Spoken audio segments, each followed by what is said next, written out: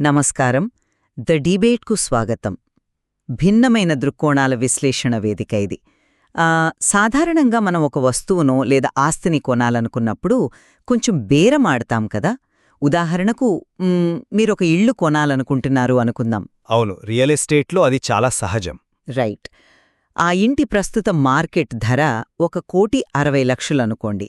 కాని మీరా ఓనర్ దగ్గరికి వెళ్ళి, చూడండి, నేను ఈ ఇంటిని 1,50,00,000కొస్తేనే కొంటాను అని ఒక షరతు పెడతారు. ఆశ్చర్యకరంగా ఏంటంటే, మీరు ఆ షరతు పెట్టినందుకు గాను ఆ ఇంటి యజమాని మీకే ఎదురు 1,00,000 రూపాయలిస్తాడు. వినడానికి ఇది ఒక అద్భుతమైన మ్యాజిక్ లాగా అనిపిస్తుంది కదూ. ఖచ్చితంగా. అంటే మొదటి చూపులో ఎవరికైనా ఇది చాలా ఆకర్షణీయంగా కనిపిస్తుంది. షరత్తు పెట్టినందుకు ఎదురు డబ్బులు రావడం అనేది ఒక డ్రీమ్ డీల్ లాగా ఉంటుంది కదా. అవును. కానీ ఇక్కడ నా ప్రశ్న ఏంటంటే, ఆ ఇంటి ధర అకస్మాత్తుగా 2 కోట్లకు పెరిగిపోతే పరిస్థితేంటి? ఆ ఒప్పందం వల్ల మీకు ఆ అదనపు లాభం ఏమీ రాదు కదా. మీరు కేవలం ఆ ఎదులు వచ్చిన ₹1,00,000తో సరిపెట్టుకోవాలి. నిజమే, ఆ లాభం రాదు. ఇంకోవైపు చూద్దాం. ఒకవేళ మార్కెట్ కుప్పకూలిపోయి ఆ ఇంటి విలువ కేవలం 60 లక్షలు పడిపోతే, మీరు ఒప్పందం చేసుకున్న ఆ 1,50,00,000 భారీ నష్టాన్ని మీరే భరించాల్సొస్తుంది కదా. అక్కడ వాళ్ళు మీకిచ్చిన ఆ ₹1,00,000 మిమ్మల్ని పెద్దగా రక్షించలేవు. ఎగ్జాక్ట్లీ. ఈరోజు మన ప్రధాన చర్చాంశం కూడా సరిగ్గా ఇదే. మార్కెట్ డేటా మరియు ఆర్థిక విశ్లేషణల ఆధారంగా స్టాక్ మార్కెట్లోని అత్యంత ఆసక్తికరమైన వ్యూహం క్యాష్ సెక్యూర్డ్ పుట్ గురించి ఈరోజు మనం చర్చిద్దాం.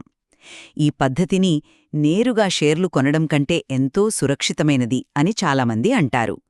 నేను కూడా క్యాష్ సెక్యూర్డ్ పుట్స్ అనేవి ప్రీమియం ద్వారా రక్షణ కల్పిస్తూ రిస్క్ను తగ్గించే అత్యుత్తమ వ్యూహమని వాదిస్తాను.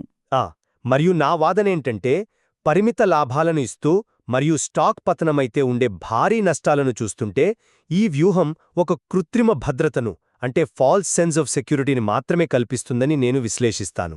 సరే, మీరు అలా ఎందుకనుకుంటున్నారో నేను అర్థం చేసుకోగలను.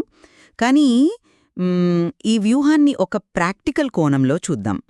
క్యాష్ సెక్యూర్డ్ పుట్స్ అనేది స్టాక్స్ను డిస్కౌంట్లో కొనుగోలు చేయటానికి మరియు అదే సమయంలో మన మూలధనంపై అదనపు ఆదాయం పొందటానికి ఒక మంచి మార్గం. ఇది ఎలా పనిచేస్తుందో ఒక స్పష్టమైన ఉదాహరణతో చూద్దాం. ఒక స్టాక్ ప్రస్తుత ధర $160 వద్ద ఉందనుకుందాం. ఓకే, $160. దాన్ని నేరుగా మార్కెట్లో కొనే బదులు మనం ఒక 60 రోజుల గడువుతో $150 స్ట్రైక్ ప్రైస్ దగ్గర ఒక పుట్ ఆప్షన్ అమ్ముతాము. అంటే దీనర్థం, ఆ స్టాక్ $150 కంటే కిందకు పడితే నేను దాన్ని 150 దగ్గరే కొంటాను అని మనం ఒకరికి మాట ఇస్తున్నాం, ఒప్పందం చేసుకుంటున్నాం, అవునా? అవును, ఖచ్చితంగా. ఇలా మనం ఒక బాధ్యతను తీసుకుంటున్నందుకు గాను ఆప్షన్స్ మార్కెట్ మనకొక $5 ప్రీమియం ఇస్తుంది. అంటే మన అకౌంట్లోకి వెంటనే $500 ఆదాయం వస్తుంది. ఎందుకంటే ఒక కాంట్రాక్ట్కు 100 షేర్లు కదా. అయితే భవిష్యత్తులో ఆ స్టాక్ను కొనాల్సి వస్తే మన దగ్గర డబ్బులుండాలి. అందుకోసం మనం $15,000 నగదును మన బ్రోకరేజ్ అకౌంట్లో పక్కన పెట్టాలి. అందుకే దీన్ని క్యాష్ సెక్యూర్డ్ పుట్ అంటారు. రైట్. ఇక్కడే అసలు సమస్య మొదలవుతుంది. మీరా $15,000లను లాక్ చేసేస్తున్నారు కదా. సరే, ఆ 60 రోజుల తర్వాత ఏం జరుగుతుందో మీరే చెప్పండి. 2 పరిస్థితులుంటాయి. ఒకటి, 60 రోజుల తర్వాత స్టాక్ ధర $150 కంటే పైనే ఉందనుకోండి. ఆ ఒప్పందం క్యాన్సిల్ అయిపోతుంది. కానీ ఆ $500 ప్రీమియం మాత్రం మన దగ్గరే ఉండిపోతుంది. అంటే మనం పక్కన పెట్టిన పెట్టుబడిపై 3% పైగా రాబడి సురక్షితంగా వస్తుంది. మరి రెండో పరిస్థితి, ఒకవేళ స్టాక్ పడిపోతే? ఒకవేళ స్టాక్ పడిపోయింది అనుకుందాం. మనం ఆ స్టాక్ను $150 దగ్గర కొనాల్సి వస్తుంది. కానీ ముందే మనకు ఆ $5 ప్రీమియం వచ్చింది కాబట్టి మన అసలు కొనుగోలు ధర, అంటే మన కాస్ట్ బేసిస్, కేవలం $145 మాత్రమే అవుతుంది. నేరుగా 160 దగ్గర కొనే కంటే ఇది 9% తక్కువకే వస్తుంది కదా. అందుకే ఇది సురక్షితం అంటున్నాను. ఆ 9% డిస్కౌంటు లేదా ఆ 3% రాబడి అనేది కాగితం మీద గణితపరంగా చాలా బాగానే కనిపిస్తుంది. కాని మీరిక్కడ చెల్లిస్తున్న మూల్యమేంటో గమనిస్తున్నారా? అది ఆపర్చునిటీ కాస్ట్, అంటే ఒక అవకాశం కోల్పోవడం. ఈ వ్యూహం పెట్టుబడిదారుడికి రావలసిన అపరిమితమైన లాభాలను పూర్తిగా అడ్డుకుంటోంది. ఒకవేళ ఆ అకస్మాత్తుగా స్టాక్ ధర $160 నుండి $200లకు పెరిగిపోతే పరిస్థితి ఏంటి? అలా పెరిగితే పుట్ అమ్మిన వ్యక్తికి కేవలం ఆ $500 ప్రీమియం మాత్రమే లాభంగా వస్తుంది. అది వాస్తవమే. అదే నా పాయింట్. కేవలం ఆ $500లతో మీరు సరిపెట్టుకోవాలి. అదే ఆ $15,000లతో మీరు నేరుగా షేర్లను కొని ఉంటే మీ లాభాలు ఎన్నో రెట్లెక్కువగా ఉండేవి. 160 దగ్గర కొని 200 దగ్గర అమ్మితే మీకు ఏకంగా $4,000 లాభం వచ్చేది. ఆ చిన్న ప్రీమియం కోసం అంత పెద్ద లాభాన్ని వదులుకోవడం కరెక్టేనా? అది ఒక పాయింటే. అంతేకాదు, ఈ వ్యూహం కింద రక్షణ ఉందన్నది ఒక భ్రమ మాత్రమే. ఎందుకంటే ఒకవేళ స్టాక్ ధర తీవ్రంగా పతనమైతే, ఆ సున్నాకి పడిపోతే పుట్టమ్మిన వ్యక్తికి ఆ $15,000 పూర్తిగా నష్టపోవాల్సొస్తుంది కదా. ఆ 500 ప్రీమియం తీసేసినా $14,500 భారీ నష్టం. నేరుగా షేర్లను కొన్న వ్యక్తికి 16,000 నష్టం వస్తుంది. ఈ రెండు నష్టాల మధ్య ఉన్న ఆ చిన్నపాటి తేడా మనం భరించాల్సిన రిస్క్ను ఏమాత్రం సమర్థించదు కదా.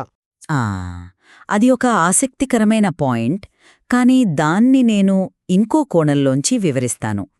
మీరు చెబుతున్నట్లు స్టాక్ పూర్తిగా సున్నాకి పడిపోవడమనేది ఒక క్యాటస్ట్రాఫిక్ కొలాప్స్, అంటే ఒక పెద్ద కుంభకోణం బయటపడటమో లేదా కంపెనీ దివాలా తీయడమో జరిగితే తప్ప అలా అవ్వదు. మార్కెట్లలో ప్రతిరోజూ ఆ రేంజ్ పతనం జరగదు కదా. దీన్ని ఒక బీమాలాగా ఆలోచించండి. ఒకవేళ స్టాక్ ధర 160 నుండి 140కు పడిపోయిందనుకుందాం. ఓకే, ఒక సాధారణ కరెక్షన్ అనుకుందాం. అవును. నేరుగా స్టాక్ కొన్నవారు వెంటనే తమ పోర్ట్ఫోలియోలో $2,000 నష్టాన్ని చూస్తారు. కానీ మన వ్యూహంలో మన స్ట్రైక్ ప్రైజ్ 150 మరియు ప్రీమియం $500 కాబట్టి మన నికర నష్టం కేవలం $500 మాత్రమే. 2,000 నష్టపోవడానికి, కేవలం 500 నష్టపోవడానికి మధ్య చాలా వ్యత్యాసముంది కదా. ఇది గణనీయమైన రక్షణ అనలేమా? రైట్, నేను దాన్ని కాదనను. చిన్నపాటి కరెక్షన్లకు ఆ రక్షణ కుషన్ పనిచేస్తుంది, అంగీకరిస్తాను.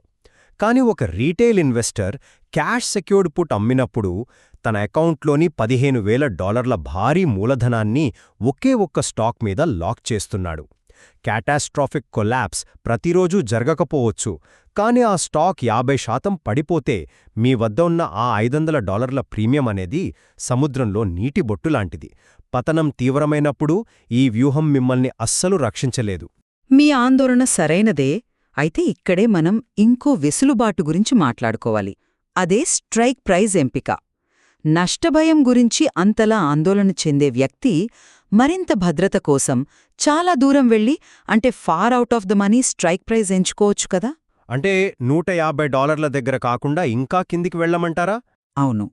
$160 స్టాక్ వద్ద నాకు ఇంకా ఎక్కువ రక్షణ కావాలి అనుకుంటే నేను $140 స్ట్రైక్ ప్రైజ్ వద్ద పుట్ ఆప్షన్ అమ్ముతాను. అప్పుడు నా బ్రేక్ ఈవెన్ ఇంకా కిందకు వెళ్ళిపోతుంది. అంటే స్టాక్ ఏకంగా $140 కంటే కిందకు పడితే తప్ప నాకు నష్టం రాదు కదా. మీరు బ్రేక్ ఈవెన్ను కిందకి తీసుకెళ్లగలరు, నిజమే.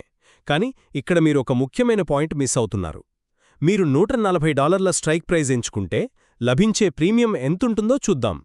150 దగ్గర $500 వస్తే 140 దగ్గర బహుశా కేవలం $100 మాత్రమే వస్తుంది.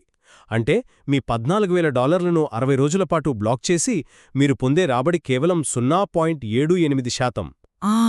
రక్షణ కావాలనుకున్నప్పుడు కాస్త రాబడి తగ్గుతుంది కదా.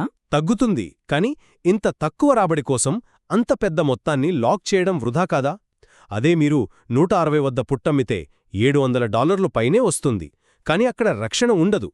దీనిబట్టి చూస్తే భద్రత పెంచితే రాబడి శూన్యమవుతుంది, రాబడి పెంచితే భద్రత శూన్యమవుతుంది కదా.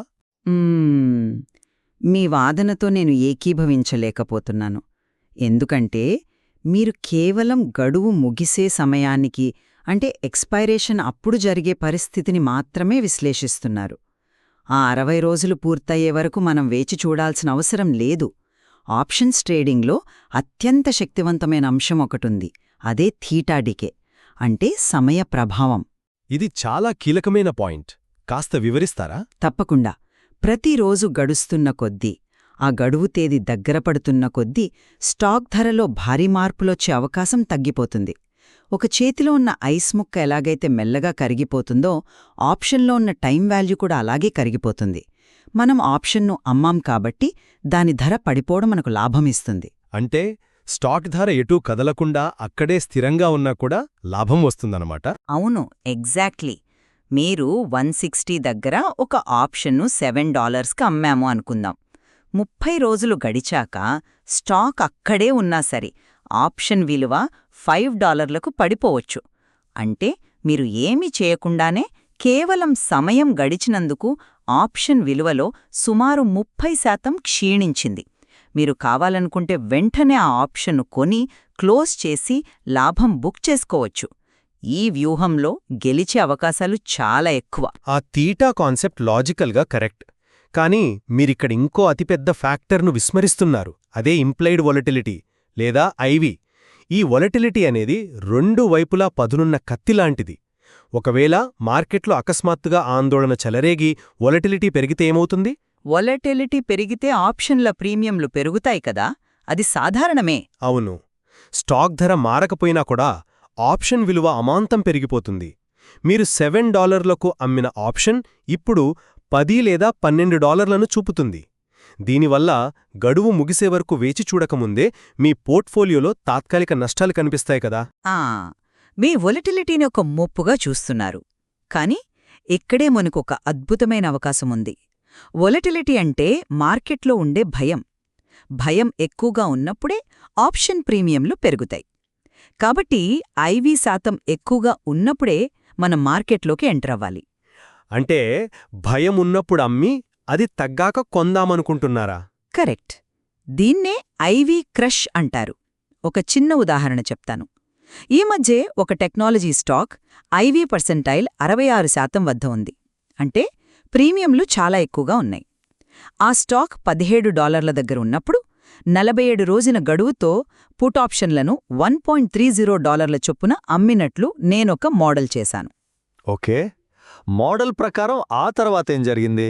కేవలం ఒకే ఒక రోజు తర్వాత ఆ స్టాక్ ధర ఒక 60 సెంట్లు పెరిగి $18లకు చేరుకుంది.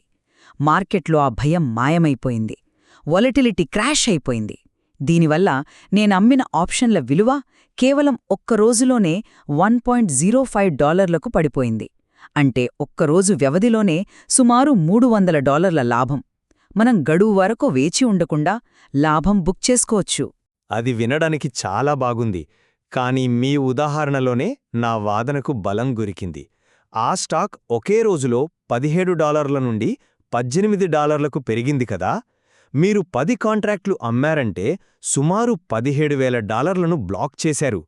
ఆ మొత్తంతో మీరు నిజంగానే ఆ 1000 షేర్లను కొనియుంటే ఆ ఒక్కరోజులోనే మీకు $600 పైగా లాభం వచ్చేలి కదా. అవును, నేరుగా స్టాక్ కొంటే లాభం ఎక్కువే వస్తుంది. మరి అదే నేను మొదట్నుండి చెబుతున్న పాయింట్. మీరు ఆ వ్యూహంలో ఉండటం వల్ల కేవలం $300తోనే సరిపెట్టుకోవాల్సి వచ్చింది. మీరొక స్టాక్ మీద బుల్లిష్గా ఉన్నప్పుడు, అంటే ఇది ఖచ్చితంగా పెరుగుతుంది అనుకున్నప్పుడు ఈ వ్యూహం అత్యంత చెత్త వ్యూహమని మీరు అంగీకరించి తీరాలి. బులిష్ మార్కెట్లో అపరిమితమైన లాభాలను కోల్పోతామనేది వాస్తవం. నేను దాన్ని అంగీకరిస్తాను. కానీ ఇక్కడ మనం రిస్క్ అడ్జస్టెడ్ రిటర్న్స్ గురించి ఆలోచించాలి. ఒకవేళ ఆ స్టాక్ పెరగడానికి బదులు పడిపోయి ఉంటే నేరుగా షేర్లు కొన్న వ్యక్తికి వెంటనే భారీ నష్టం వచ్చేది. కాని నాకొచ్చిన ఆ ప్రీమియం నా బ్రేకీవెన్ని తగ్గించింది కదా. కానీ నేను మళ్ళీ చెప్తున్నాను, మీకు అసైన్మెంట్ జరిగితే, అంటే స్టాక్ బాగా పడిపోయి మీరు ఆ షేర్లను కొనుగోలు చేయాల్సి వస్తే మీ రిజర్వ్ క్యాష్ అంతా కరిగిపోతుంది. అప్పుడు మీ పోర్ట్ఫోలియోలో మిగిలేది నష్టాల్లో ఉన్న స్టాక్స్ మాత్రమే కదా. అప్పుడేం చేస్తారు? ఇక్కడే అసలు మ్యాజిక్ ఉంది. ఒకవేళ అసైన్మెంట్ జరిగి మనం స్టాక్ కొనుగోలు చెయ్యాల్సి వస్తే దాన్ని నేను ఒక కొత్త అవకాశంలా చూస్తాను. మన చేతిలో ఇప్పుడు 100 షేర్లు ఉన్నాయి. వీటిపై మనం కవర్డ్ కాల్స్ అమ్మచ్చు. దాని ద్వారా మరికొంత ప్రీమియం పొందవచ్చు కదా. అంటే పుట్ అమ్మి షేర్లు కొన్నాక మళ్ళీ కాల్ అమ్మి ప్రీమియం తీసుకుంటారన్నమాట. అవును, దీన్నే మార్కెట్ పరిభాషలో ద వీల్ స్ట్రాటజీ అంటారు. ఒకసారి అసైన్ అయ్యాక కథ ముగిసిపోదు. అది మరో లాభదాయక చక్రానికి నాంది పలుకుతుంది. ఆ వీల్ స్ట్రాటజీ అనేది మంచి డిఫెన్స్ మెకానిజమే కావచ్చు. కానీ ఒకవేళ ఆ కంపెనీ ఫండమెంటల్స్ పూర్తిగా దెబ్బతిని $150 స్టాక్ కాస్త $50కి పడిపోతే పరిస్థితేంటి? అప్పుడు కవర్డ్ కాల్స్ అమ్మినా పెద్దగా ప్రీమియం రాదు. అదే నా పాయింట్. అప్పుడు ఈ వీల్ స్ట్రాటజీ పనిచెయ్యదు. మీరు కేవలం ఆ నష్టపోయిన డెడ్ స్టాక్ను పట్టుకుని ఏళ్ల తరబడి కూర్చోవాల్సి వస్తుంది. కాబట్టి ఈ వ్యూహమనేది కేవలం మనమెంచుకునే స్టాక్ నాణ్యతపైనే ఆధారపడి ఉంటుంది. ఆ విషయంలో నేను మీతో 100కి 100 పాళ్ళు ఏకీభవిస్తాను. మనం నిజంగా సొంతం చేసుకోవాలనుకునే బలమైన ఫండమెంటల్స్ ఉన్న స్టాక్స్పై మాత్రమే ఈ క్యాష్ సెక్యూర్డ్ పుట్స్ వ్యూహాన్ని ప్రయోగించాలి. ఏది పడితే ఆ స్టాక్ మీద చేయకూడదు. ఖచ్చితంగా మంచి స్టాక్స్ ఎంచుకోవడమే ఇక్కడ కీలకం. సరే, సారాంశం చూస్తే క్యాష్ సెక్యూర్డ్ పుట్స్ వ్యూహం అనేది ముందే నిర్ణయించుకున్న డిస్కౌంట్ ధరకు షేర్లను కొనడానికి మరియు మార్కెట్ స్థిరంగా ఉన్నప్పుడు ప్రీమియం థీటా డికే ద్వారా లాభాలు పొందడానికి అద్భుతమైన మార్గం అని నేను ముగిస్తాను. రైట్. ఈ వ్యూహంలో ఉన్న ఆ గణితశాస్త్ర ప్రయోజనాలను నేను కూడా అంగీకరిస్తాను. కానీ తీవ్రమైన బుల్లిష్ మార్కెట్లో పరిమిత లాభాలతో సరిపెట్టుకోవటం ఒక పెద్ద లోపమని నొక్కి చెబుతాను. ఎవరైనా ఒక స్టాక్పై విపరీతమైన నమ్మకంతో ఉంటే నేరుగా స్టాక్ కొనడమే ఉత్తమమని నా సలహా. ఇదొక అద్భుతమైన లోతైన చర్చ. ఏ వ్యూహమో అందరికీ 100% సరైనది కాదని మనం ఇద్దరం ఏకాభిప్రాయానికి వస్తున్నాం. పెట్టుబడిదారుల లక్ష్యాలు, మార్కెట్ పరిస్థితులు బట్టి ఇది మారుతుంది. అవును, ఇక్కడ ఎవరూ గెలిచారని కాదు. ఆ వీల్ స్ట్రాటజీ గురించి, ఆప్షన్స్ గ్రీక్స్ గురించి ఇంకా అన్వేషించడానికి చాలా ఉంది. కరెక్ట్. భద్రత అనేది కేవలం కాగితంపై ఉండే గణితం కాదు, అది మన అవగాహన మీద ఆధారపడి ఉంటుంది. క్యాష్ సెక్యూర్డ్ పుట్స్ ఒక మ్యాజిక్ ట్రిక్ కాదు, అదొక పదునైన సాధనం. దాన్ని ఎలా వాడాలో తెలిసినప్పుడు మాత్రమే అది మీకు రక్షణ ఇస్తుంది. ఈ విశ్లేషణ మీ పెట్టుబడి ప్రయాణంలో కొత్త ఆలోచనలను రేకెత్తిస్తుందని ఆశిస్తూ మరో ఆసక్తికరమైన అంశంతో మళ్లీ కలుద్దాం. ముగిస్తున్నాం.